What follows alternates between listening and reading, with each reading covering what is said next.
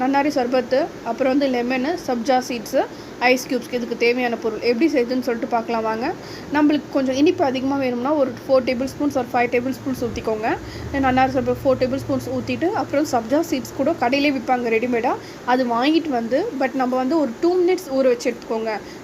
இந்த சர்பத் ஊற்றிட்டு பிறகு சப்ஜா சீட்ஸ் போட்டுக்கோங்க. அப்புறம் ஐஸ் க்யூப்ஸ் இருந்தால் ஐஸ் க்யூப் போட்டுக்கோங்க, இல்லைனா ஐஸ் வாட்டர் கூட ஊற்றிக்கோங்க, நம்ம இஷ்டம் தான். அகெயின் கொஞ்சம் லெமன் வந்து ஒரு ஆஃப் லெமன் வந்து ஸ்க்வீஸ் பண்ணிக்கோங்க.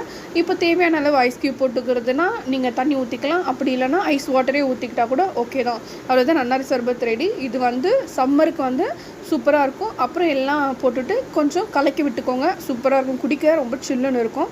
அதுவும் சம்மர் ஸ்பெஷல் ஹெல்த்தியான ட்ரிங்க்ஸுங்க இது. அவ்வளோதான். தேங்க்யூ.